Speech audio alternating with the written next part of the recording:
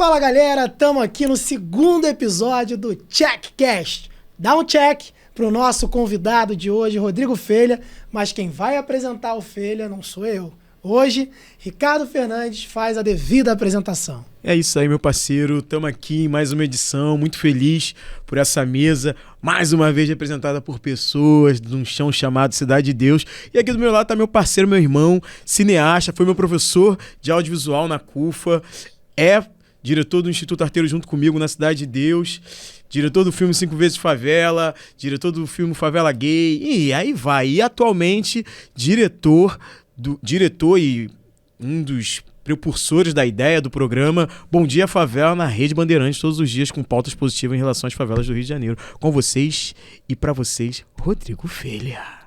Salva de palmas! It's time! Vambora! Satisfação estar aqui, ainda mais com quase, né, que todo mundo cria do mesmo território, isso... 15, Bariri e AP. É isso. Não, vindo... Isso é um marco, cara. É um legado muito grande que o território vem realizando, né? Nós somos legado. E cada um de uma geração diferente. Isso vale salientar também. Mas é isso, vambora, vamos partir. O que vocês quiserem falar, eu falo. E é isso. Cara, a primeira coisa que eu quero falar, até uma pergunta que a gente fez pro nosso convidado anterior, o Igor, fala um pouco do seu começo nesse lugar chamado Cidade de Deus. Então, a Cidade de Deus... o meu começo de Cidade de Deus, eu sou filho único, então a minha mãe sempre teve um cuidado muito, né, especial comigo em relação a isso. Então, naturalmente, eu fui muito preso durante a minha infância, mas em determinado momento eu virei a chave por conta própria mesmo, né? Tipo, na marra, tipo, quando eu vi, por exemplo, eu ia no Maracanã, escondido. Ela só sabia que eu ia no Maracanã quando eu estava na frente dela e ela tinha certeza que eu estava vivo. Então, tipo assim, estou vivo, fui no Maracanã. Aí já era, tarde ela nem batia mais. Mas enfim, o território Cidade de Deus, para mim, foi uma contemplação para minha vida em relação a... Eu digo que, de fato, é uma coisa clichê, mas é necessária, que foi o meu ensino fundamental, o médio, a minha faculdade, porque eu sou um cara muito observador. Então, eu sempre observei tudo que teve ao meu redor, no meu caminho, obstáculos dentro do território, quem eu poderia ajudar, quem podia me ajudar. Isso me ensinou bastante, né? Acho que eu sempre vi o território da Cidade de Deus como uma grande potência, que de fato sempre foi, mas que devia ser mais explorada. Acho que a gente está conseguindo fazer isso aqui, por exemplo. Muito maneiro. E, Felha, uma dúvida que me surge... Você começou... Uma dúvida que me surge. Que me surge? Foi genuína. Caraca. Eu acho que eu não sei. Mas, ó, você, cara, começou a trabalhar, e eu acho que não Cidade de Deus, favela de uma maneira geral, com audiovisual, quando a favela tinha muito pouco contato com audiovisual, porque a gente vem de uma origem humilde, então a tecnologia demora muito a chegar, porque é muito caro, não é acessível. Como é que foi essa entrada nesse universo, meu irmão? O que te levou para esse campo do conhecimento? Como é que foi essa trajetória? Então, eu sou um dos fundadores da CUFA, da Central Única das Favelas. A CUFA, ela foi fundada por, posso dizer assim, no bom sentido da palavra, extremistas do hip hop, do rap, que a gente era muito louco mesmo, tipo de... E era DJ, MC, grafite, né, b-boy, eu não era nada, eu era ali um amante. A CUFA nasce do hip hop, mas assim, eu falo isso porque era isso, tipo assim, temos que criar a nossa ata, o nosso estatuto e um CNPJ. Não, a gente não pode ser legal, não. A gente tinha um prazer de querer ser ilegal. Aí a gente viu que isso não seria bom, e naturalmente a gente foi para um outro caminho, e por isso que a CUFA tá aí como tá hoje. Mas foi dentro da CUFA que eu recebi uma oportunidade, e olha como surge a oportunidade, para carregar a bolsa, para um câmera, né? MV Bill e Celso Ataíde iriam gravar um projeto e falaram, cara, o Felha pode carregar a bolsa pra gente. E eu falei, posso sim. E aí, quando eu fui ver, eu estava dentro de um trabalho audiovisual que impactou o Brasil, que foi o Falcão Meninos do Tráfico. Ao longo das gravações, que durou alguns anos, né, não foram meses, né? Naturalmente, eu aprendi a lidar com a câmera. Eu peguei muitas vezes a câmera escondido. Naturalmente, o Bill e o Celso souberam depois. O próprio câmera, Miguel Vassi, na qual é meu amigo até hoje, me ensinou, me deu aula particular mesmo de manusear a câmera. E eu fiquei muito apto, super apto, tipo, a entregar já a câmera pronta. E, naturalmente, nas salas, ver as imagens de como o Miguel captava tudo. E em um determinado momento, o Miguel se afastou, foi embora do projeto, e eu assumi mesmo, tipo, Felipe, você consegue? Sim, né? E peguei a câmera e consegui fazer monitoramento de áudio, continuei com a mesma linguagem de imagem e fui estudar. Você tinha quantos anos? Nossa, eu tiro muito pelo nascimento da minha filha Natália, então eu devia ter ali uns 20, 21 anos, porque foi perto do nascimento dela. Então, mas o que acontece é que, tipo, e a partir daí eu fui estudar, tentar ingressar mesmo, que é a questão do cara favelado no audiovisual. Aí fui para a escola de cinema da C. Ribeiro, que é uma escola renomada no Rio de Janeiro, mas era aquilo, pô, né, tímido, centro lá atrás, e o professor no primeiro dia, vamos lá, fala rapidão aqui, de onde vocês são? E, cara, eu não tinha noção, tinha gente da Espanha, tinha gente da França, tinha gente de Brasília, do Espírito Santo. Eu falei, né, ok, Rodrigo Feira, Cidade de Deus. Todo mundo olhou para trás. Isso devia ser em 2006. Todo mundo olhou para trás, porque eu era um corpo estranho, de fato, naquele lugar. O que esse cara tá querendo fazer cinema? Mas é isso, a gente tem que provar. E na semana seguinte o professor larga uma câmera na mão de todo mundo, e aí eu deixo lá todo mundo 5 minutos sem conseguir ligar a câmera, né? E eu chego lá e começo a mexer no botão, no outro, e as pessoas notarem que eu já tinha uma expertise. Aí na outra semana, quando eu chego atrasado, trabalho em grupo, Filha, você já está aqui no nosso grupo já, sabe? Então, foi muito nesse sentido. Mas eu gosto de salientar, dentro dessa questão de iniciar no audiovisual, viu? Salientar. Do audiovisual, que é o seguinte, cara, tipo, a gente passa, na favelado, a gente passa por uma questão chamada imediatismo, né? De ter que ajudar logo em casa, de ter que ajudar, né, os pais, enfim, de qualquer forma dentro de casa, seja lá como for, né? E quando eu falava pra minha mãe, não, mãe, eu vou gravar ali, tipo, ia pra um set pra aprender. Ela não entendia isso, né? Porque eu tinha que trazer qualquer R$10, qualquer R$5 pra dentro de casa pra ajudar em alguma coisa. E não era o momento.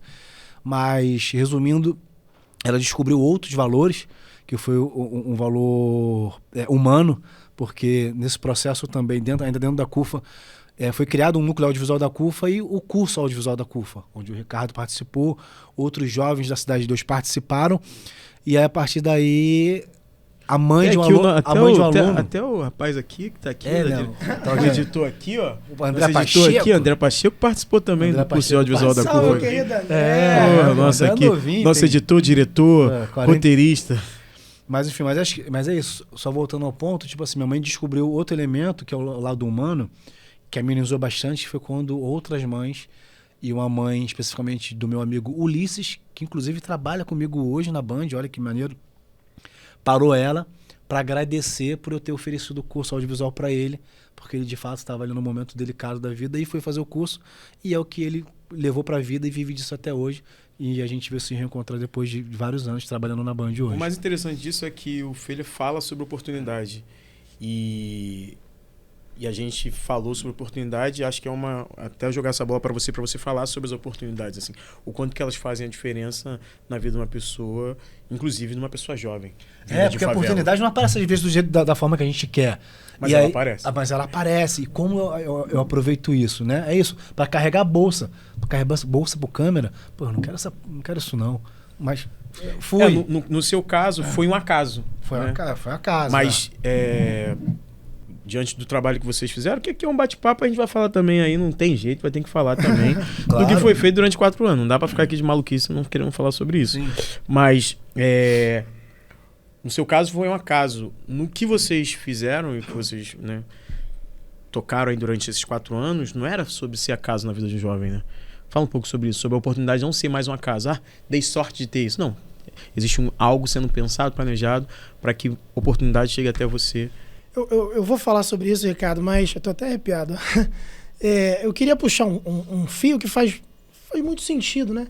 Você vê, olha só como é que a coisa da oportunidade, bem trabalhada, ela é realmente transformadora, né? Que você tem um exemplo prático, porque muitas vezes a gente fala e repete, mas como está no campo das ideias, as pessoas não conseguem perceber, mas você vê, o Felha é filho de uma oportunidade que a vida, o acaso deu para ele, que ele soube aproveitar, mas que, através dele, do trabalho da CUFA e de várias outras pessoas, se criou ali uma escola de formação em que você tem aqui nessa sala, coincidentemente, 1, 2, 3, 4, 5 gerações formadas para o audiovisual, dentro da favela e da periferia.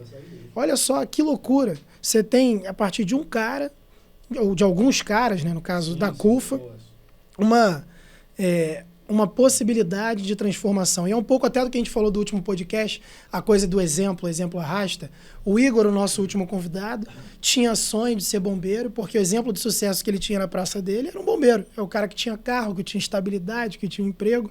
O Felha se torna um exemplo de sucesso em uma área em que a favela ainda não conhecia, num período que a favela não conhecia, e os jovens, de repente, passam a sonhar esse lugar. E aí você tem o Ricardo, o Deco, o Jefferson, o Wagner, o Jean. O Jean é o que é 5ª geração. O Jean está aqui com a gente, tá, gente? É uma das pessoas que está produzindo. É a 5ª geração de uma comunidade só, da Cidade de Deus, todos da Cidade de Deus. Mas, por exemplo, o trabalho que a CUFA fez transformou a vida de gente no Rio de Janeiro inteiro. Então, o que a gente faz na Secretaria de Juventude é o trabalho que a CUFA fez, mas que sempre foi obrigação do poder público. Que é capacitar as pessoas, que é reduzir as desigualdades, que é fazer com que esse jovem ele tenha um ensino de qualidade. Claro que no nosso caso não é o ensino formal, não é dentro de sala de aula, mas de alguma maneira a gente nesse, entre aspas, terceiro tempo, busca qualificar os jovens em profissões que façam sentido. Então, a gente tem centro de formação tecnológico, é isso, drone, fotografia, impressora 3D, programação, robótica, DJ, designer de games. São as profissões do século XXI. São as profissões que o mercado de trabalho demanda. De alguma maneira, tentar compensar esse gap que ele tem vivido e que lhe falta uma oportunidade, né? Essa coisa da oportunidade. Ele pode até descobrir no meio do caminho que não é aquilo que ele gosta, que ele quer fazer, mas ele teve a chance. Eu sempre brinco. O Pelé foi o maior jogador de futebol de todos os tempos. Mas se o Pelé não tivesse sido apresentado para a bola, ele jamais teria a chance de se descobrir o maior jogador de todos os tempos. Só que, como o Pelé, tem jovens em várias outras áreas que não são apresentadas às bolas da sua profissão. Ao bisturi, ao microfone, ao vademecum, à Constituição, sei lá, as várias outras profissões. É obrigação do poder público fazer isso. Então, é o que nós fizemos nesses últimos 3 anos e meio. Os nossos equipamentos hoje, cada espaço, só para se apegar ao espaço da juventude, porque para além do espaço tem várias outras formações, mas capacitam 500 jovens por mês dentro das favelas em cursos que muitas vezes custam R$6 mil. Está lá, de graça. Cidade de Deus, Vigário Geral, Madureira, Campo Grande, Estácio, César Maia e vários outros lugares do Rio de Janeiro.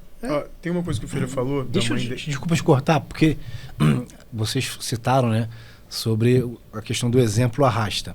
Então eu quero aproveitar a oportunidade, de fato, cara, que eu acho que você não tem noção, e que bom que você não tenha noção disso. Porque é exatamente isso o que eu vou falar agora. Porque quando a gente não tem noção, é bom que a gente faz naturalmente. E é o que você tem feito naturalmente, que é o quê? Que é tipo assim, caraca, a juventude, ela sempre foi muito afastada da política, né? Então você, quando oferece esses cursos e de fato vai muito presencialmente nesses lugares, que acompanha a sua rede, e as pessoas veem, tipo, aqueles jovens olham para a pessoa que, tipo assim, conseguiu oportunidade para ela, tá ali na frente dela. É um jovem, o que eu quero dizer é que, tipo assim, a gente começa a falar para os outros jovens que, para além de ser bombeiro, para além de ser gari, para além de ser advogado, astronauta, trabalhar com audiovisual, ele também pode ser da política. Então isso é um legado muito importante que você tá deixando, porque a gente, né, na minha geração então, quando eu vi um político na Cidade de Deus, parecia, cara, o cara era um artista, a gente queria chegar perto, né, a gente queria ver ele, sabe? Então você trouxe essa questão da aproximação e da importância de se discutir política para com a juventude. E como se faz política para com a juventude? De fato, é estar nesses territórios, é saber o que oferecer para eles, porque às vezes, na maioria das vezes, sempre chegaram com arroz, com prato feio, com PF, né? Com prato feio pra gente, prato feito pra gente. Aqui, come aí. E nem sempre é aquilo que eu queria comer, né? Enfim, mas eu queria deixar pontualmente. Cara, tem uma coisa aqui que tu falou do processo da sua mãe. E aí depois quero também trazer isso para você, que é a presença da mãe, né? A presença da mulher nesses processos na vida do jovem. E aí eu queria te perguntar, Salvino, o filho falou aqui da mãe dele ali, fazendo essa pressão, mas ao mesmo tempo, de alguma forma, apoiando, né? Sendo uma parceira. Como é que é essas mães aí? Porque, enfim, tem esses jovens todos, mas tem um monte de mãe por trás desse jovem todo. Como é que é a relação dessas mães com você, cara? Cara, que boa pergunta. Só antes de entrar, dizer que essa coisa da geração pós-geração é realmente muito importante, né? Eu sou formado pela geração desse cara, pela geração de vocês. Está aqui. Não sei se a gente consegue mostrar na prateleira. Cabeça de porco está aqui. As histórias que vocês contaram lá atrás, que o Felha gravou. Então, é isso mesmo. Ninguém vem de Marte e brota na Terra, né? A gente vem num processo, vem aprendendo com quem fez antes. E, o trabalho da CUFO, o trabalho do Instituto Arteiros, são trabalhos que mudou a vida de muitos jovens. Literalmente representou estar vivo ou não para muitos desses jovens. Até porque na nossa realidade é muito difícil, né? E isso dialoga, inclusive, com a sua pergunta, Ricardo, porque é isso. A gente, em política pública, a gente fala que de fato, é a quebra de um ciclo vicioso, né? O que é a quebra de um ciclo vicioso? Sua mãe não te incentiva a estudar porque ela não teve estudo. Sim. Você não estuda. Você não incentiva o seu filho a estudar porque quando vem uma política pública séria e consegue quebrar esse ciclo no meio, ela, ao mesmo tempo que é disruptiva e representa a esperança, ela demora um pouco a ser compreendida. Então, muitas dessas mães, claro que assim, o que a mãe faz todos os dias, a mãe de qualquer pessoa, abrir mão. As mães te param na rua para falar sobre os filhos? Param, então, é isso que eu ia falar. O que as mães fazem, qualquer mãe de qualquer lugar, todos os dias, é abrir mão dos seus próprios sonhos para que os filhos possam sonhar. Abrir mão de si para que o filho vá um pouquinho mais longe. Só que muitas dessas mães, e por isso que eu estava falando dessa ruptura, elas sonham a vida do filho melhor, mas elas não sabem o caminho. Por falta de orientação mesmo. Não estou generalizando aqui, mas grande parte. Então, ela demora um tempo, é o que a mãe do Felha fez, ela demora um tempo para compreender o que está acontecendo ali. Ela fala, você tem que ter uma vida melhor, você tem que estudar, mas o que é estudar? É fazer faculdade? É estudar fora do Brasil? O que é isso? E quando você vai apresentando as possibilidades, ela vai vendo que aquele filho dela, que ou era o pior da turma, ou estava desistindo de estudar, vai resgatando aquela esperança. Caramba, tem uma coisa aqui. A gente tem um caso, por exemplo, da Cidade de Deus, muito maneiro. A mãe obrigou o moleque a fazer um curso que isso aqui tá indo pra vida errada, não quer nada com a vida, só fica jogando videogame, fica trancado em casa, não sei o quê, tem que fazer um curso, cabeça vazia, oficina do diabo. Tem que fazer um curso, então vai fazer um curso aqui com a gente. O moleque fez, ele literalmente tem 52 diplomas da Secretaria de Juventude. 52 diplomas, é muito maneiro contar a história dele. E ele descobriu o que é isso. Ele ama videogame. Ele quer ser... Ele descobriu colecionador de diplomas.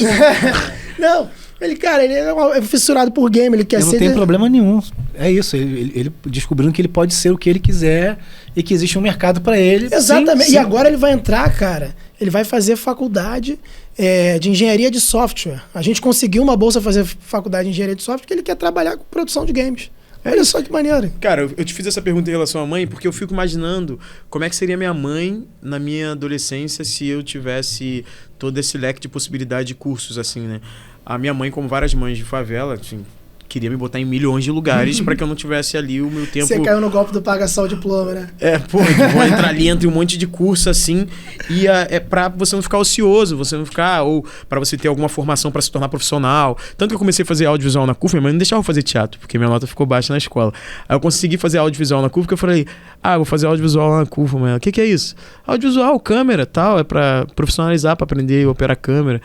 Ela... Tinha que ter, aí vai, Aí ela, pode. tipo assim, ela visualizava isso enquanto um trabalho físico ali, né, tal. Uma câmera, tal, mercado de trabalho, pode trabalhar na Globo, blá, blá. Não cogitava eu como ator, mas sim como câmera. Então, e ela é muito grata pelo que a CUFA, pelo processo ali que eu tive na CUFA, que eu fazia audiovisual, mas fazia teatro escondido. Então, assim, fico imaginando essas mães, assim, tem um orgulho muito grande, uma alegria muito grande, porque são muitas possibilidades de coisas pros filhos, tá ligado? Hoje, assim, a gente fala, às vezes, quando tem reunião lá dos Tarteiros, a gente fala pros mais novos, né? Pra Emily, pro João, pro Jefferson, que trabalha aqui.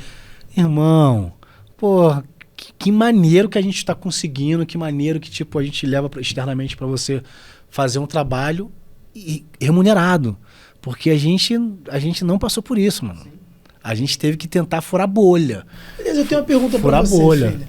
Depois eu tenho uma pergunta pra vocês dois. Todo mundo que vem aqui. Pergunta pra você. Todo mundo que vem aqui, eu fico Tá, fazendo uma pergunta pra pessoa, pô. mas eu faço só um também. Aí eu quero... Eu tenho uma pergunta assim, que a gente tá falando aqui dos desafios de acessar o mercado, de chegar lá, de ter oportunidade, mas eu acho que a oportunidade, ela muitas vezes também é a porta, é o primeiro desafio. Você estava lá num momento que não tinha favelado, você estava lá num momento em que ainda existe hoje, mas acho que o preconceito de classe era muito maior.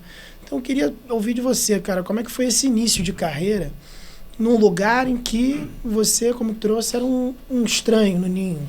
Então, a primeira coisa é que eu mesmo não me reconhecia como um cineasta, né? Eu, um favelado, me reconhecer como um cineasta, não rola, né? E a partir daí eu precisei de uma pessoa de fora para, tipo, me chancelar, assim, falar, não, você é cineasta. E eu tenho o prazer, né, de ter sido uma grande jornalista chamada Sandra Almada, que era da revista Raça, né? Foi fazer uma matéria do audiovisual da CUFA e, filha, o seu crédito é Rodrigo Filha, cineasta. E eu, tá bom. Tipo, ela falou afirmando, né? Então, aquilo ali mudou a minha vida, um gesto muito simples, porque eu não me reconhecia como cineasta. Por quê? Porque hoje é tudo isso, é o digital, né? Eu passei da transição da película para o digital. Então, a classe média, alta, branquitude, falava assim, ó, para você falar que é cineasta, você tem que ter gravado em película. Entende? Então, que tipo caro, assim, que era muito caro. Que era e é até hoje. Que naquela época, sei lá, mas por naquela época era tipo R$5.000 1 minuto de película. Então, tipo assim, como eu vou gravar um filme em película, sabe? Mas era uma barreira que eles queriam criar. Mas só que a tecnologia, a acessibilidade não deixou isso acontecer. Veio varrendo tudo e desmoronou esse obstáculo, né? Mas houve sim, tipo, uma barreira, um obstáculo nessa questão.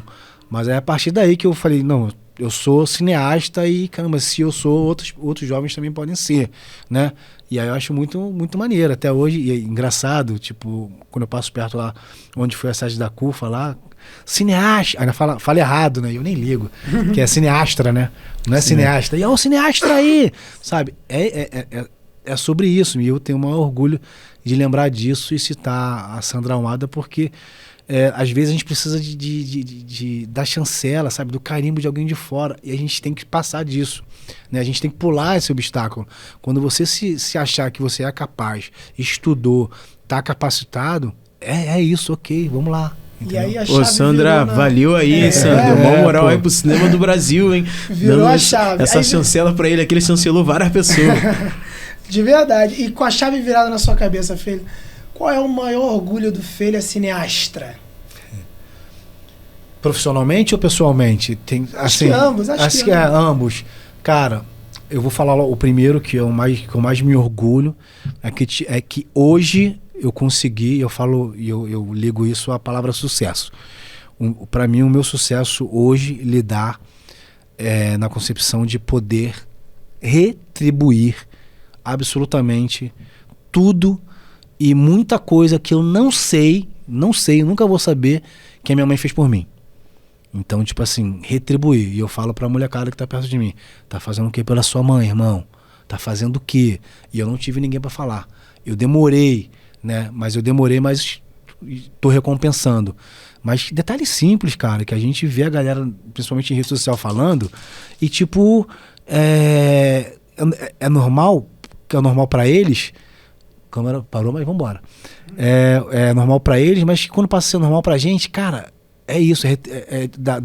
Você levar sua mãe no mercado e ela falar, eu vou levar, sei lá, 2 quilos de açúcar. Mas só tá precisando de 2 quilos de açúcar? Não, então leva um pacote inteiro, sabe? Tá pensando eu vou levar só 2 quilos de arroz. Não, mãe, não sei, sabe? Seria tão bom mês que vem, acho que eu vou ver se eu consigo comprar um airfry. Aí você vai comprar um airfry na hora, sabe? Não, vamos comprar ali agora, sabe? No último São Cosme e Damião, eu fui levar minha mãe para comprar doce que ela queria distribuir. E, cara, a gente voltou com um freezer no carro, sabe? Porque é isso. E, tipo, mano, então, tipo assim, poder retribuir, porque eu sou filho único, minha mãe tá com 73 anos, pra mim é o sucesso. Minha mãe queria fazer uma viagem, eu falava, vai. Porque eu já vi minha mãe pagando um monte de cartão de crédito por causa de mim, passando um sufoco. E depois que eu fui me ligar, depois de anos, eu falei, cara, todo esse problema de pressão, um monte de coisa, deve ter sido tudo por isso. Sim. Com gasto comigo e agora, né? E agora eu tenho que retribuir. Então, quando chega lá, me dá aqui que eu pago. Me dá aqui que eu pago. Aí, né, QR Code, ok? Tá pago. Aí ela, tipo, então, assim... e o profissional... Não, mas isso que você tá falando da mãe é uma parada interessante, porque... É um conforto. A gente vai vivendo tanto a precariedade. É um conforto necessário que a gente vai tem que vivendo achar tanta normal. Precariedade, tanto perrengue dentro da favela, que quando a gente nem entende que algumas coisas não são ascensão, não é nada. Não. É só conforto básico, assim, tipo, é você poder ter conforto de poder fazer escolhas sobre coisas, sabe? Tipo, não quero que minha mãe faça almoço hoje, mas vamos almoçar fora. Entende? E não são coisas, tipo, não são luxos, não. São só confortos, assim, e que tem um significado muito grande. Então, assim, as pessoas aí mais jovens que estão ouvindo, é muito importante. E mais jovens e mais velhos também, né? Porque a sua mãe, seu pai tá aí. É muito importante fazer esse processo de retribuir, assim, sabe? De fazer alguns movimentos, de deixar essas pessoas confortáveis para que elas tenham essa fase da vida que não é a última fase, mas é uma fase da vida que acaba sendo a última, mas é uma fase da vida que é importante a pessoa estar ali, sendo cuidada por alguém. Exatamente. A minha mãe... ela cuidou de todo mundo. Exatamente, isso que eu ia falar agora. Minha mãe fez uma cirurgia delicada. Então, tipo assim, cara, teve um momento que, tipo assim, era isso. Eu tinha que dar banho. Então, tipo, eu nunca tinha pensado nisso. E quando eu falo assim, quando eu penso, cara, quantas vezes a minha mãe fez isso comigo, né? E se tiver que eu me machucar agora, me machucar por algum motivo, ela vai querer fazer também, vai me dar banho, vai me trazer comida na boca. Então, cara, tipo, sabe? Então, você tem que refletir e normalizar que você vai ter o seu momento de retribuir, da mãe debilitada, ou quem te criou debilitado, que você vai ter que ir lá fazer a comida e dar comida na boca. No programa anterior da gente, a gente falou sobre mãe, e esse a gente vai falar de novo. Mãe, mandar um abraço aí pra sua mãe. Todo respeito aí, mandar um abraço pra tua mãe também. É verdade, eu tô querendo sair daqui e dar um abraço. Eu quero mandar um abraço, eu quero dar um abraço nela. Mas acho que E na profissional? E na profissional, cara, eu acho que eu trabalho muito com a questão de legado, né, cara? Então eu seria muito ingrato se eu falasse, foi o 5 vezes Favela que, né, me projetou, me deu vitrine, mas eu não consigo, não sei, cara, sei lá, parece que tá no DNA. Enfim, e eu acho isso muito bom, que é tipo, de um pouco que a gente já falou aqui, que é tipo assim, de ver outras pessoas que estão próximas a nós trabalhando com audiovisual, sabe? Tipo, se eu fosse o único cineasta da Cidade de Deus, eu ia me achar, assim, eu acho me achar horrível, tipo assim, tem alguma coisa de errado. Fiz errado. Fiz errado. Não tô falando que eu sou o único exemplo, não sou. Antes de mim, vieram outras pessoas que já trabalhavam no meio audiovisual. Mas se projetar como cineasta e falar, e trazer a galera para produzir junto, né? No último Rock in Rio, uma equipe era toda da Cidade de Deus fazendo um produto específico pro palco favela. Uma pequena sabe? máfia. A máfia do bem. E aí é uma coisa legal, porque é o fura-bolha, né? Pô, a gente primeiro tem que lutar pra furar bolha. E quando a gente fura bolha é difícil pra caraca, maluco. É muito difícil furar bolha. E aí difícil se manter depois que furou. Se manter. E aí existe o paralelo que eu sempre digo que para além de criar e se manter, a gente tem que criar a nossa também. Se a gente não criar a nossa, ferrou. Então a gente tem que pensar em produzir mais coisas juntos. Para ganhar dinheiro mesmo, a gente tem que projetar isso também.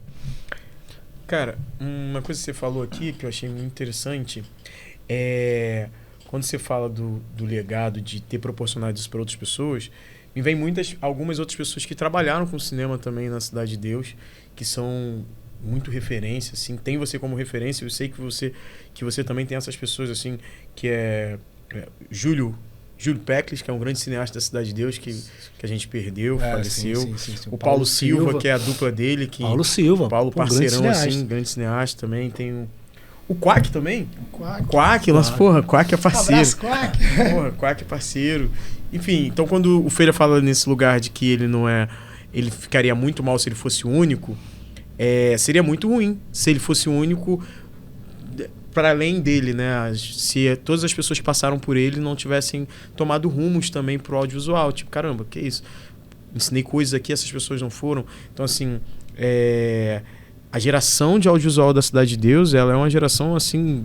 Não, muito forte. Muito forte. Tipo assim, muito potente. É um bagulho que chega a ser... Tipo, e as pessoas não acreditam. Tu vai muito em produtora, assim, tu vai assim... Você vai falar do Wilson, meu irmão, é um dos profissionais mais requisitados do Brasil.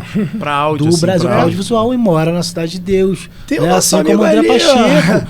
Nosso produtor, diretor, roteirista. Exatamente. Nível Brasil. E, tipo, é sobre isso. Então, a gente, antes da pandemia, eu acho que, inclusive, a gente tem que pensar em voltar com isso. A gente tinha armado um ciclo de fazer, de fato, um sistema de audiovisual dentro da Cidade de Deus. Sim. Que todo mundo que se comunicasse. Isso foi perdido. A gente tem que voltar com isso o mais urgente possível, que a gente, às vezes, se esbarra no set. Ih, olha quem tá aqui, sabe? Coincidência. Caramba, tu tá aqui, nem tá sabe, tá ligado? Sabe, exatamente. Aliás, você puxou um gancho para uma coisa que eu queria falar. Porque a gente... Todos nós, acho que cada um na sua área, foram se tornando profissionais, foram se tornando referência. O Filho é cineasta, o Ricardo ator, cineasta também, mas ator principalmente. O Deco faz tudo, o Messi fora da curva. Mais uma coisa que todos nós temos em comum, e eu, de verdade, é uma coisa que me orgulha muito de dizer que eu sou da Cidade de Deus, é que tem uma coletividade muito grande. Sim. Tem favela que não tem, mano. É sinistro. Cada um tá na sua correria, mas ao mesmo tempo todo mundo tá conectado. E aí, irmão, como é que você tá? Vamos se ajudar. Porra, me indica aqui, vamos fazer ali, vamos fazer junto. Por que eu tô falando isso? Porque, mais uma vez, porque durante a pandemia, filha, você e Ricardo, acho que principalmente, né, foram ali cabeças de um movimento que... Cara, eu acho que tinha que entrar pra história, assim, que é muito pouco falado. Não sei se quem tá ouvindo a gente sabe, mas a Cidade de Deus foi a primeira favela a ter um caso de Covid confirmado. E no momento em que o mundo todo temia pelas suas vidas, o mundo todo estava trancado em casa, em que os profissionais de saúde colocavam sua vida em risco, em que a população precisou dos governantes, quem deu a resposta foram as lideranças comunitárias, que levaram água, material de higiene pessoal e alimento para as pessoas que estavam largadas à própria sorte, porque tinham que ficar em casa para tentar evitar a Covid, mas não tinham emprego, não tinham renda, não tinham uma estrutura, tinham parte da Cidade de Deus, por exemplo, que não tinham sequer acesso à água. E vocês lideraram um movimento que, pelo que eu contabilizei aqui na minha memória, foram pelo menos 25 mil famílias da Cidade de Deus. Então eu queria que você falasse um pouco de onde surgiu isso, o que você pensou naquele momento, o que passou pelo seu coração. Mas tu fez essa pergunta com tanta propriedade. Até parece que ele viu de fora, né? Viu de fora, né? Você estava lá com a gente também, nesse front. Eu não sei como funciona aqui. Coloca uma foto do Salvino carregando a cesta básica. Cesta básica aqui, ó. Eu tava até pegando uma carcaça, tá? Aquela cesta de 10 kg de feijão, 10 kg de arroz. Cara, mas acho que o lance todo, acho que a questão da humanidade, ela sempre teve com a gente. E a gente sempre se colocou em risco, sem saber, inclusive, assim. Dessa vez a gente sabia, mas assim, cara, a gente tem que fazer. Se a gente não fazer, não vai chegar nas pessoas, né? E que bom que a gente conseguiu, né, pessoas sérias, né? Todas que participaram ali, né? Todas as pessoas muito sérias que entendiam e tinham vontade de ajudar o próximo. E foi onde a gente ajudou a organizar, né? Eu não posso falar que nós éramos os líderes, nós éramos os organizadores, né? A gente ajudava na organização e onde todo mundo opinava, onde fazia um grande roda, onde todo mundo, vamos fazer desse jeito. Realmente não era bonito assim como ele tava falando, não. A porrada estancava. O começo em si mesmo, porque tem isso, né? O Frente CDD. Quando começa com um grupo no WhatsApp, tem várias organizações, várias pessoas, assim, organizações que não tinham tanto diálogo umas com as outras e tal, questões históricas, e todo mundo sendo convidado para participar de um grupo que também não se sabia muito bem o que seria, mas era um grupo necessário para o que a gente estava vendo acontecer na Itália, acontecer em vários países do mundo. Quando chegar no Brasil, vai ser devastador. E aí estava chegando, e pelo acaso ou por qualquer questão, começa na Cidade de Deus o primeiro caso. Então, tipo, impacta a gente. Então, essa coisa de chamar... Quis o destino que a Cidade de Deus mais uma vez entrasse na história. E aí a gente começa a fazer ali essa mobilização dessas pessoas, muito nesse lugar de vamos coordenar todo mundo aqui, porque são várias lideranças, várias potências juntas no mesmo coletivo. Exatamente. Tipo, Frente CDD são vários coletivos, várias pessoas juntas. Mas, olha, e existe foi um negócio puxado. Existe uma coisa que, né, fora o Frente CDD, no próprio Instituto Arteiros, que a gente demorou a entender, né, que a gente leva a questão da hierarquia muito para o lado do militarismo, né, e a gente precisa desvincular isso, porque onde não tiver hierarquia na organização, tipo assim, vai dar ruim, não tem jeito. Então isso é num trabalho, isso foi na Secretaria de Juventude, né, é isso, você é o chefe, e eu mesmo, cara, na Band, tipo assim, quando a minha equipe tá falando, não, tem que falar com o chefe. Eu primeiro fazia assim, caralho, eu sou o chefe. Aí tu tem que falar assim, é verdade, eu sou o chefe. Traz pra mim que eu resolvo. Não é assim não. Gostei, não, tá cara, maravilhoso. Logo no peito do pai. A gente sempre foi, né, o proletariado, tipo, a gente sempre acha que a gente tá servindo alguém. Cara, tem um vídeo do Porta dos Fundos que eu tava vendo, que o nome dele é Hierarquia. Eu sempre trago referência do Porta do Fundo pra várias coisas. E aí é um vídeo que é exatamente o cara assim, ó. Aí fala pro outro, pega um café ali pra mim, ó, cara. Pega um café pra mim. Aí ele, não, mas eu pedi aquela pessoa pra pegar um café pra mim. Ele, tu não é meu funcionário não? Tu não tá abaixo de mim não? Não, eu sou gerente. Cara, tu é acima de mim. Então assim, esse lugar da hierarquia, às vezes, vai nesse lugar de mandar, ao invés de ser o lugar de coordenar. Acho que a hierarquia, ela precisa se dar dentro das estruturas pra coordenar as pessoas, porque elas precisam de coordenação e direção. É uma gestão humana, mano. É uma gestão humana. Hoje mesmo, tipo, é isso. Eu tinha dois cinegrafistas temporários que eram os últimos deles hoje, né? Então, naturalmente, gestão de humanidade.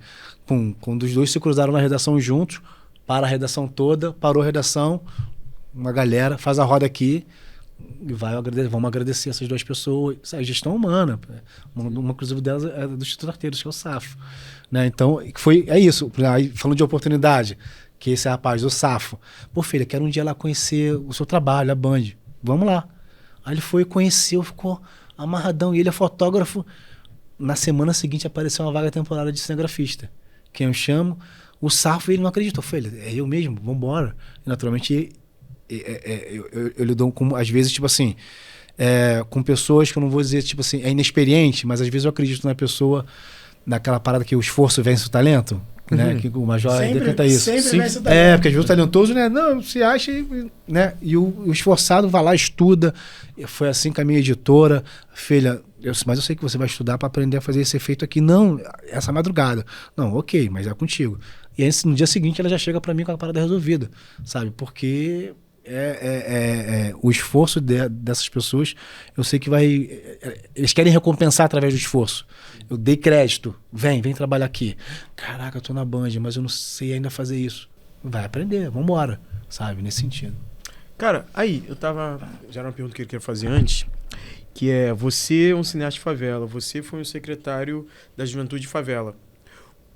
Como é que vocês foram lidando com algum tipo de crítica, no seu caso, assim, alguma crítica de você ser um secretário de Juventude de Favela e ter uma inclinação muito forte para as favelas? Porque eu falei assim, cara, o pessoal do Leblon tá gostando de ter tanto projeto na favela, para jovem da favela? Às vezes tá gostando, a gente sempre acha que não, mas enfim, vocês fizeram muitas coisas direcionadas para as favelas. Os caras só favela, pô. Tá ligado? Que doideira, e aí eu que não sei estranho. como é que você responde a isso, porque pra quem é de favela, quem é de favela, isso é maravilhoso.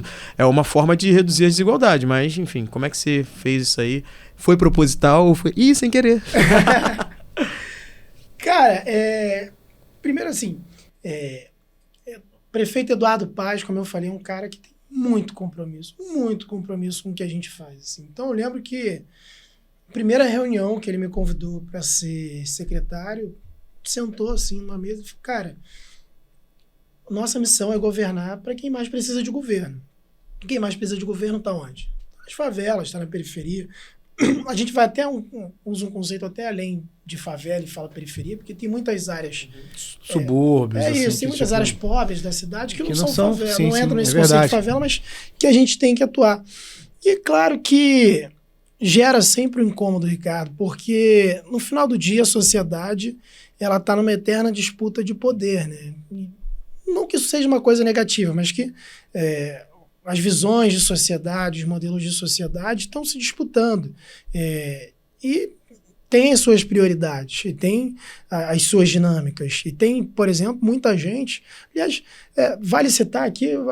Vamos esquentar o programa. Eu vou citar nominalmente aqui. Saiu, por exemplo, hoje uma matéria de um vereador lá do Novo, Pedro Duarte, dizendo que se quisesse cortar custos da prefeitura, poderia cancelar, acabar com a Secretaria de Juventude. É isso, é uma disputa de poder, é um modelo de sociedade.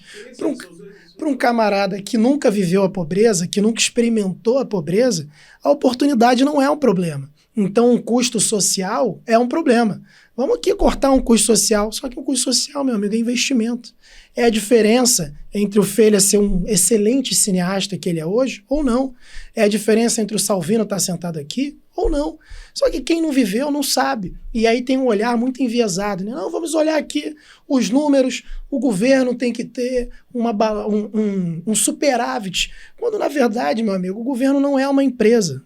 Se o governo tiver um superávit, significa que ele está deixando de investir para transformar a vida do jovem que está na ponta, que precisa de uma oportunidade, que se não tiver uma chance pode ir para o tráfico, que se não tiver uma chance pode ir para a vida errada, que se não tiver uma chance pode se matar. É isso que a gente está falando no final do dia. Como que vai sobrar se está precisando? Cara, e até se for ter um pensar empresa, né? Algum desses caras aí acaba pegando a máquina pública achando que é uma grande empresa privada.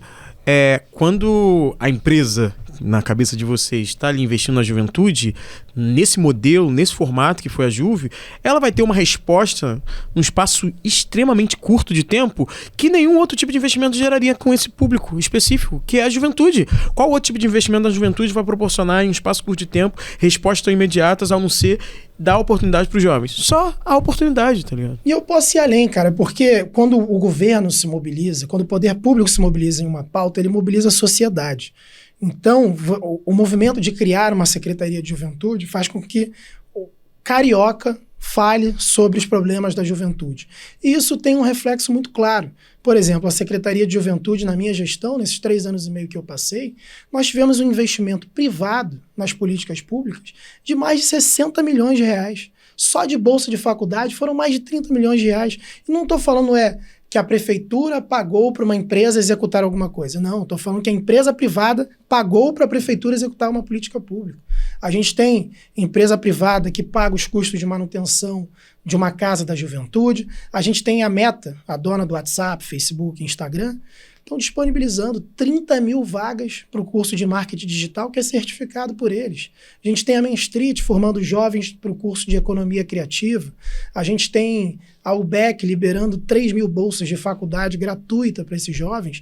De verdade, o governo é a mola motriz. Então, se o governo diz que aquela pauta é importante, ele mobiliza toda a sociedade para aquilo. Mas precisa haver movimento, precisa haver um entendimento de que investimento, não é gasto. É investimento porque, como eu sempre falo nas minhas palestras, eu até falo mais convidado, mas você me desculpa que eu me emociono aqui. Mas como eu sempre falo nas minhas palestras, é a maior população jovem da história do Rio de Janeiro.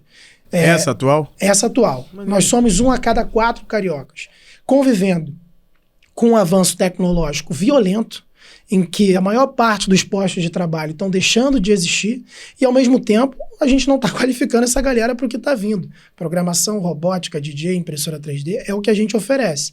É o que o governo, a gestão do prefeito Eduardo Paes se comprometeu em fazer. Mas e aí, a gente vai cortar isso? que vai ser do futuro desse jovem? Porque, como eu falei, eu repito quantas vezes forem necessárias, caixa de mercado vai deixar de existir. Cobrador de ônibus já deixou de existir. Frentista de posto vai deixar de existir. Você vai fazer o quê? Para onde esse jovem vai? Você vai abduzir todo mundo e largar em outro planeta para resolver o problema? O Ricardo falou sobre crítica. Eu queria me aprofundar nisso. Eu entrevistando. Eu queria me aprofundar nisso porque, cara, é isso, né? Existe a questão do imediatismo e para muitos críticos é mais fácil ser crítico, ser oposição, né? E acredito que, inclusive, muita gente, né? Eu sei disso, tipo, vem aqui ajudar, vem aqui fazer parte. Não, prefere continuar sendo crítico. Eu queria que você falasse, Salvino, dessa questão, acho que complementando o que você falou, tipo assim, por mais que você estiver fazendo o máximo, o seu máximo, ainda não será o suficiente, mas por conta de um legado que deixaram. Mas por conta, começou já com o ônibus andando, né? Eu queria que você mandasse um recado, inclusive, para essas pessoas, de real, assim, cara,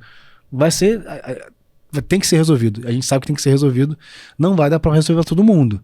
Mas, e quero que vocês reclamem mesmo, mas, sabe, fala um pouco. Pros críticos ou pras pessoas que reclamam? Pros críticos não construtivos? Beijinho no ombro, tô brincando. Claro que sim. Quem gostou, bate palma, quem não gostou, paciência. Não. Cara, assim, é isso, né? A gente fala da galera próxima da gente, da nossa realidade que critica, né?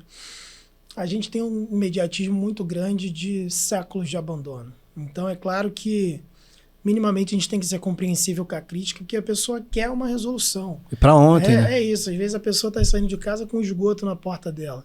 Ela não vai entender, sei lá, que você vai tentar resolver daqui a um ano. Ela quer que resolva agora. Até porque a gente paga muito imposto. E a prioridade pra ela, aquilo ali é prioridade pra ela. E é do mesmo jeito que o outro esgoto é prioridade pra outra pessoa, que o fio, né, sem luz é prioridade pra outra. Cara, teve uma coisa que tu falou, até essa coisa de você ser uma pessoa dentro da máquina pública ali, com um cargo de secretário, né, enfim, a política, né? E trazer na sua figura o letramento, o entendimento para várias pessoas de favela que não sabem quais são as funções das pessoas dentro da estrutura política do país, assim. Então, alguma pessoa que chegava em você na rua pedindo alguma coisa que fosse literalmente distante da pasta da juventude, achando que era uma coisa que você tinha que fazer imediato. Eu já vi gente cobrando o Eduardo Paes sobre Belfor Roxo. Falei, cara. Pô, cara, eu era parceiro da RJ, os outros me cobravam coisa como se eu fosse um vereador. Imagina você sendo um secretário morando na favela, tá ligado? Então, assim, como você foi lidando com isso? Desde as críticas até as pessoas mesmo sem um mínimo de conhecimento sobre as coisas e vendo em você uma esperança de possíveis transformações e mudanças.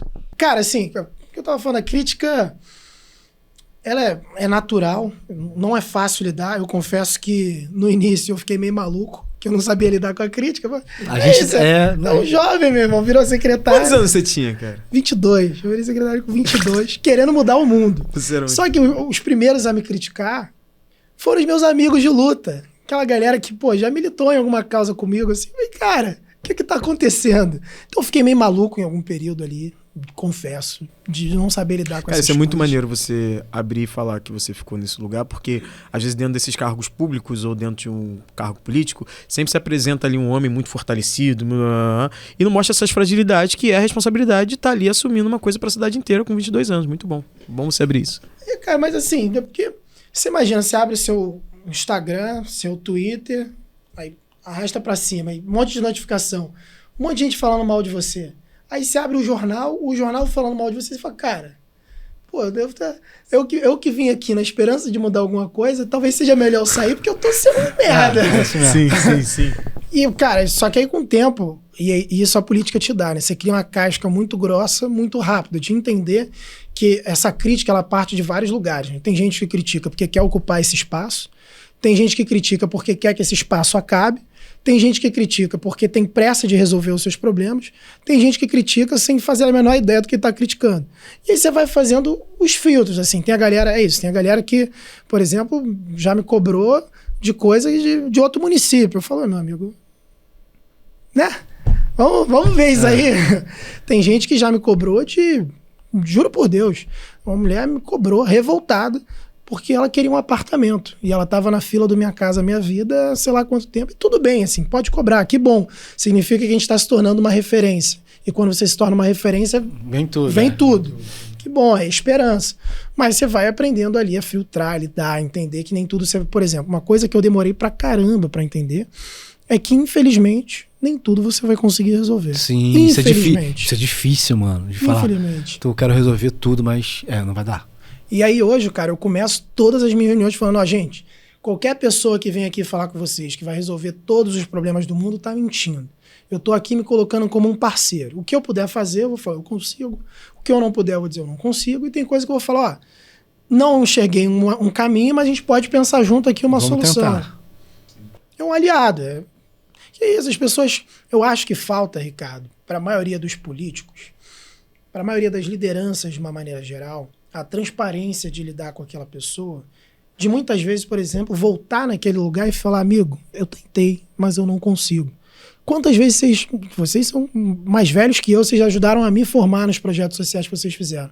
Quantas vezes vocês viram um político voltar num lugar para falar, galera, então, deu ruim, não vou conseguir fazer a praça que eu prometi por sei lá que motivo.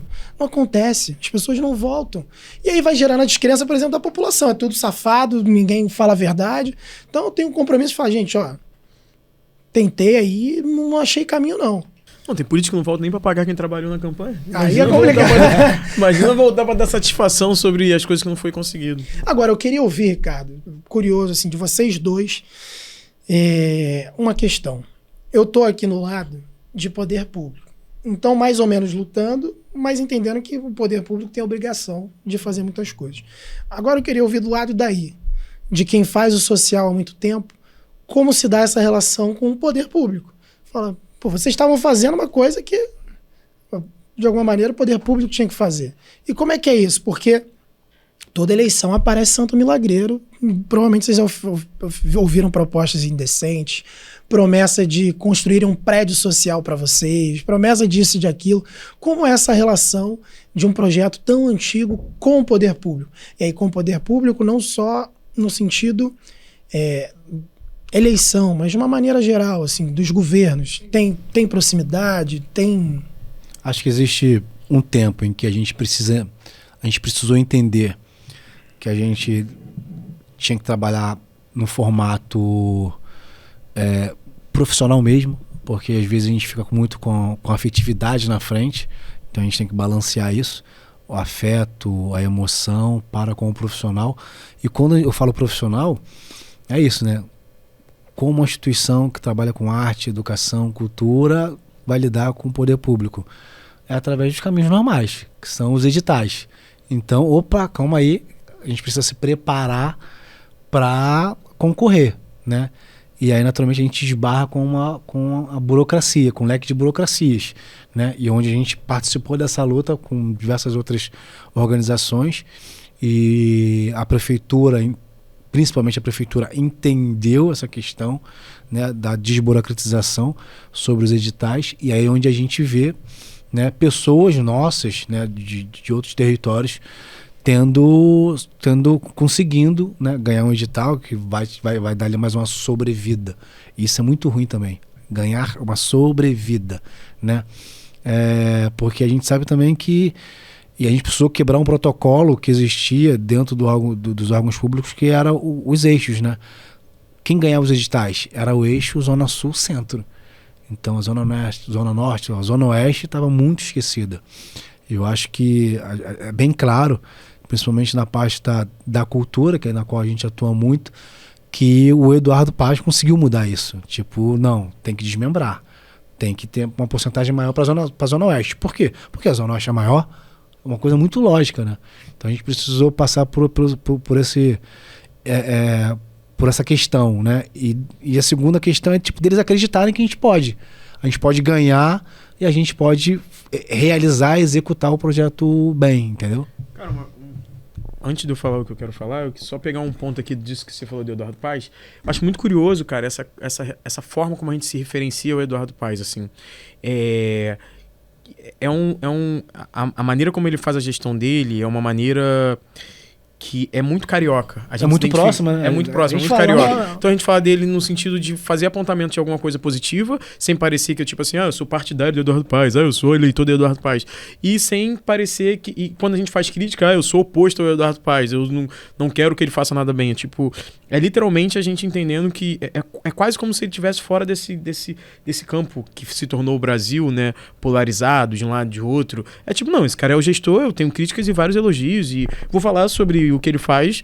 Às vezes eu não tô falando pra elogiar, só tô fazendo uma constatação. O Feira falar sobre a parte da cultura, ela ter avançado na gestão do Eduardo Paes, não é um elogio. Não toma aqui, Eduardo Paes, que maneiro que tu fez pela cultura. É uma constatação, um fato, foi feito isso, assim.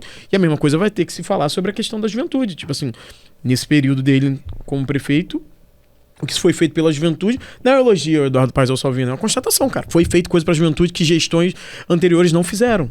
Tá? No próprio mandato, nas próprias gestões dele anterior, ele não tinha um olhar para esse lugar e ele passou a ter nessa.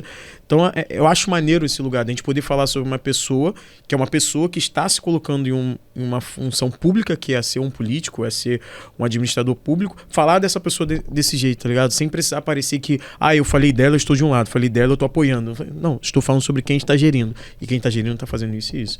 E aí uma outra coisa, e aí, em relação ao Instituto Arteiros, assim, a relação que a gente vai tendo com o Estado, com os governos, é através dos editais e também através de uma outra coisa que é importante, assim, participar dos debates, das discussões que acontecem, né?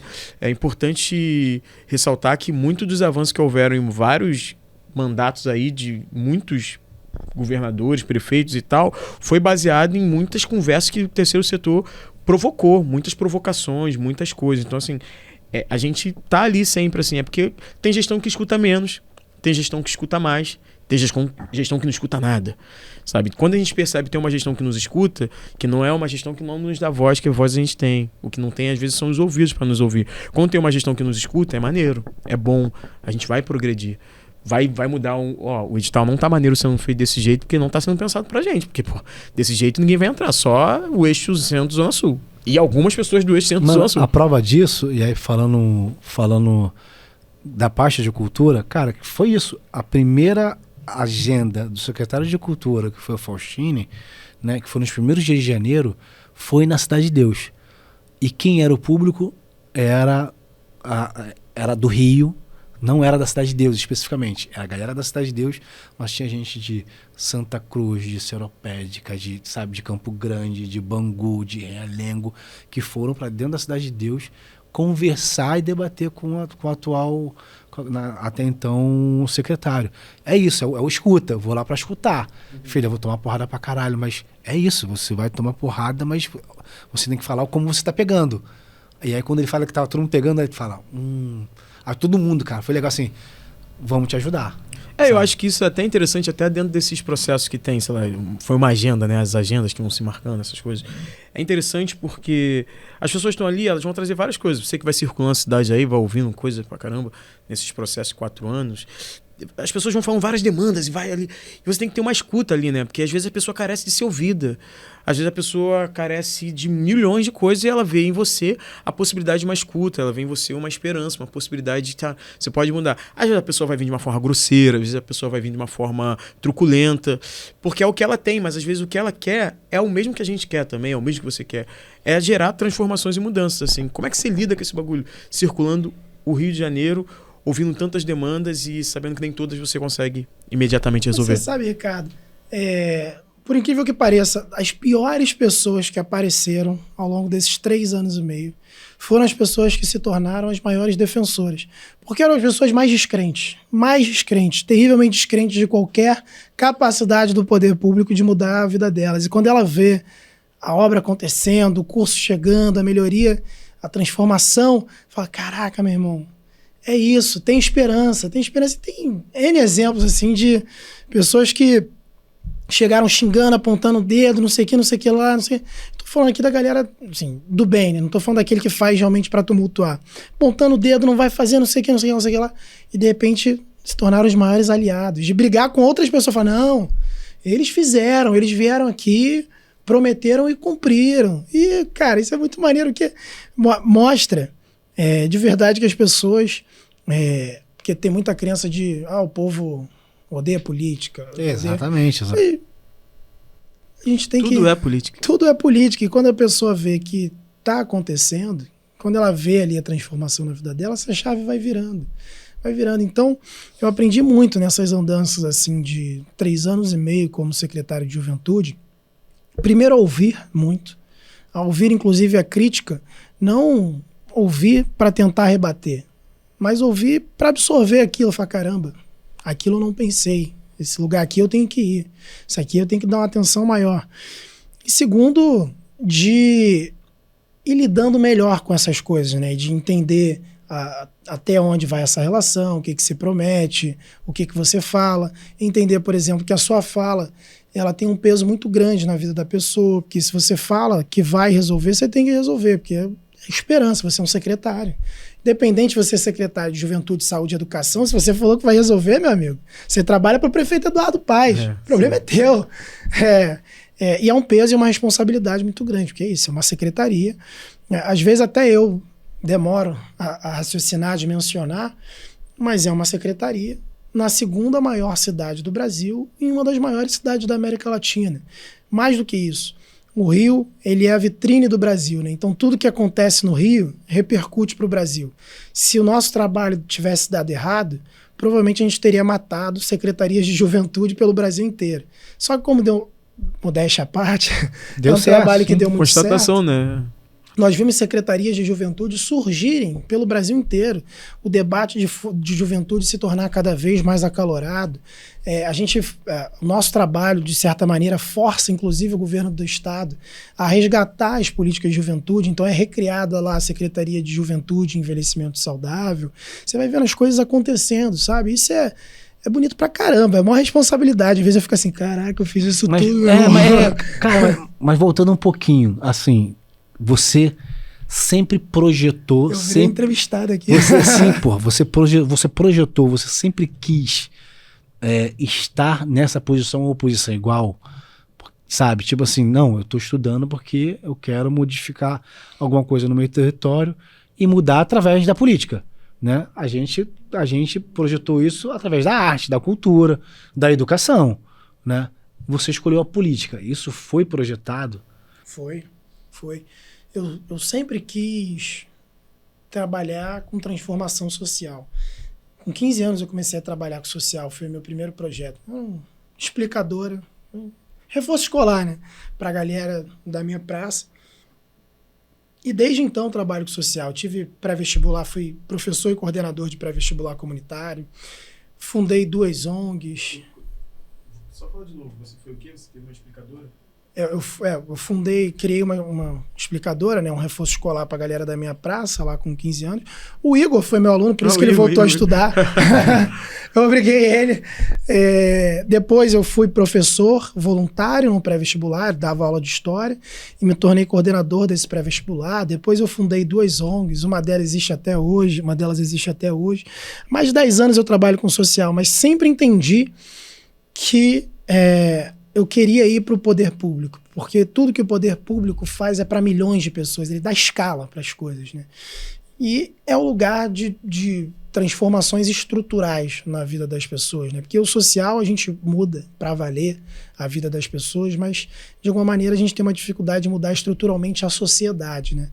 São raros os casos que acabam tendo esse impacto grande. Então eu sempre mirei, eu fui ativamente atrás, eu falei isso acho que no último episódio, né? Fui ativamente atrás do Eduardo Paes, falei que eu tinha o sonho de ser prefeito, fui voluntário na campanha dele, porque eu sabia, primeiro porque eu sempre fui fã do Eduardo e eu sabia que seria uma escola sem igual para aprender sobre política. E quando eu me tornei secretário, muito do que, claro que tem uma coisa ali do destino, né? Que você inicia alguns processos, mas não sabe como eles vão terminar. Mas quase tudo que a gente fez foi de maneira pensada, porque acho que a galera tem um pouco ainda desse lugar que a gente falou do preconceito, que a galera acha que as coisas vão acontecendo a Deus dará, né? Que é uma noite, um sonho de verão. A gente sonhou em fazer alguma coisa, aquela coisa se tornou...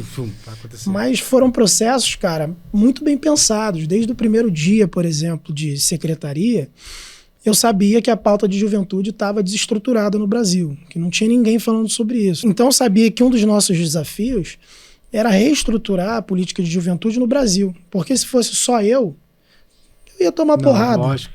O que nós fizemos ativamente? Primeiro, a gente reestruturou o Fórum de Juventude do Estado do Rio de Janeiro, com gestores de juventude de todos os municípios. Depois, nós criamos o Fórum de Juventude dos gestores de capitais, para que os gestores de juventude de todas as capitais do Brasil tivessem unidos e pudessem trocar experiências. Depois, a gente começou a ir para fora do Brasil para falar de juventude. Então, eu fui aprender sobre política de juventude em Portugal, que tem cidades que são referência. Eu fui para Nova York para debater juventude na ONU. Foram coisas pensadas e a gente teve ali. As coisas foram acontecendo, foram andando e foram surgindo secretarias de juventude. Mas essa é uma área que é um exemplo de várias outras. As coisas, como eu falei, não acontecem da noite para o dia. Então, claro que, como eu falei, tem uma coisa do acaso, mas enquanto política pública, a gente tem que sempre projetar o futuro. Porque você tem que pensar que no início de um governo, um jovem tem, sei lá, 14 anos. No final dele, ele vai ter 18. Se você não for capaz de dar uma resposta real para a vida desse jovem, e ele chegar aos 18 anos sem saber ler direito, sem ter uma perspectiva de futuro, sem ter uma qualificação profissional, você matou a vida dele. Dificilmente ele vai conseguir reverter esse cenário, porque ele está entrando na vida profissional sem nenhuma qualificação e sem nenhuma perspectiva. O que você sentiu quando deixou a secretaria? Pô, eu vou na mesma linha do Eduardo Paes. Se eu pudesse, eu seria ditador da juventude, porque ia ser secretário para sempre, trabalhar com isso para sempre, que eu for amarradão. Chorei pra caramba. Em público não, porque tem que manter a postura de sério. Sério, o quê? Não, porque é difícil descobrir que você às vezes tem que abrir mão de algumas coisas, principalmente de uma estrutura que você construiu, pensou. E faz parte do processo, tem que deixar agora. Ô, Felipe, deixa eu te contar, desculpa te interromper. Faz parte, não, é isso. Queria muito falar sobre isso. Para mim foi muito duro deixar a Secretaria de Juventude, porque eu fui o primeiro secretário. Então tudo que a gente criou foi absolutamente do zero. Mas absolutamente do zero mesmo, assim, tipo, a primeira Casa da Juventude, quando a gente foi inaugurar, nós tivemos uma série de dificuldades.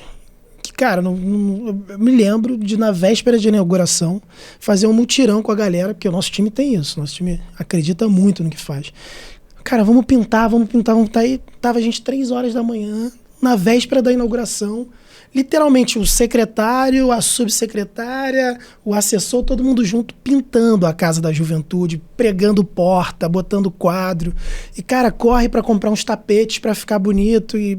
Toma do bolso, não vai dar tempo de contratar pela prefeitura, a gente paga aqui mesmo. Então, deixar esse lugar para mim foi muito difícil, porque foi uma coisa que a gente fez de coração mesmo assim. E eu espero que esse legado que a gente tenha deixado, não só de Secretaria da Juventude, mas acho que de uma boa política, se reverbere, sabe? Atinge outras pessoas. Bom, falei pra caramba, fala aí. Não, muito bom isso que tu falou, assim, você entende como legado. Você não tem constrangimento em dizer que é legado. Então fala aí, é legado. É legado. É legado da juventude. E, cara, mas vocês têm um super legado também, dos arteiros. Vocês têm dimensão de quantas pessoas vocês formaram nos arteiros? Não, Fala assim, aí. Caraca, diretamente.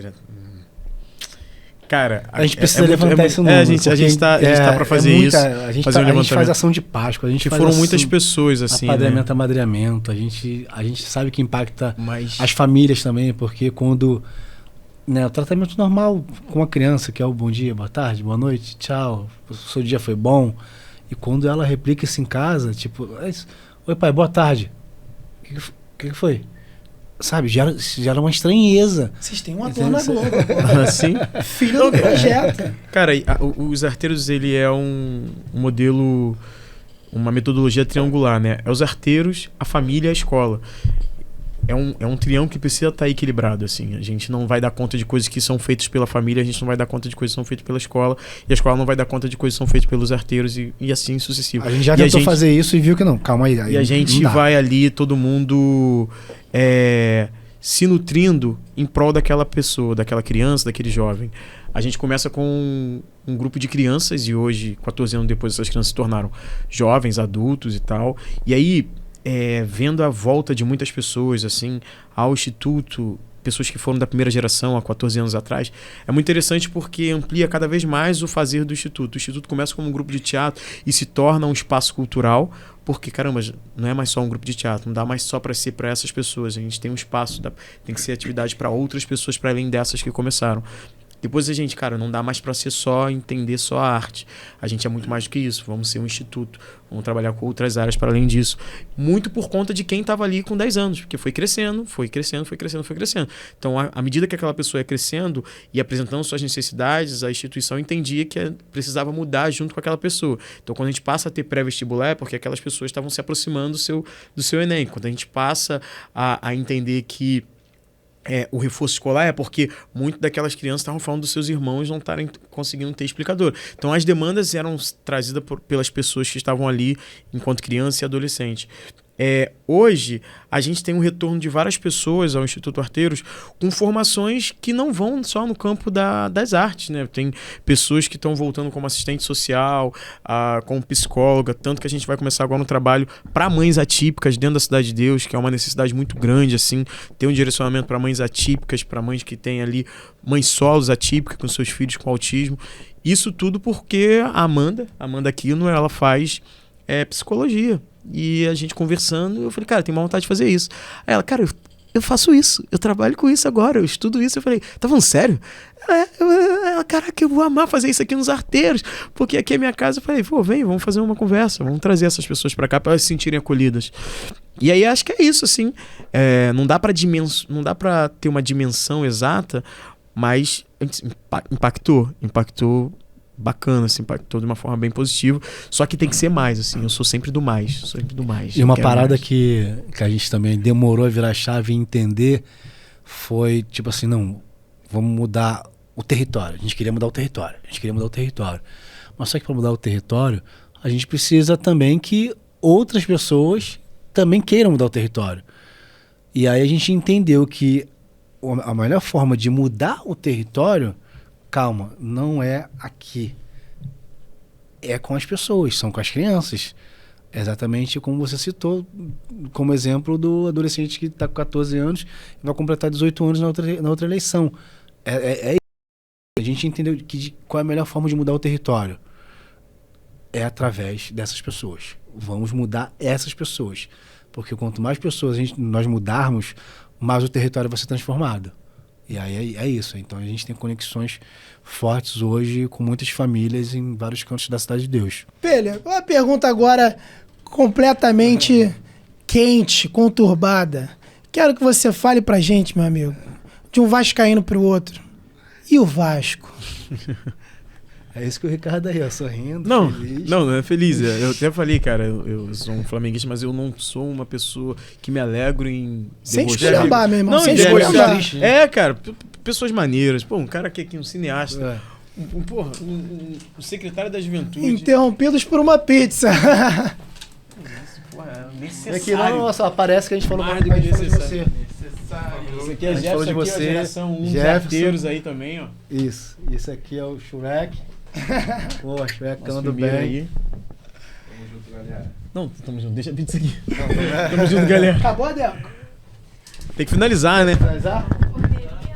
Calma aí, deixa eu dar o check. Calma. Fomos interrompidos pela chegada da pizza, começou a bagunça, mas temos que finalizar do nosso jeito clássico, que é dando check em mais um convidado. Checkcast com você, Rodrigo Felha, dá o check. Como que eu faço? Já foi. Check! Porra, só apresenta aqui já é o check. Check! Fechou.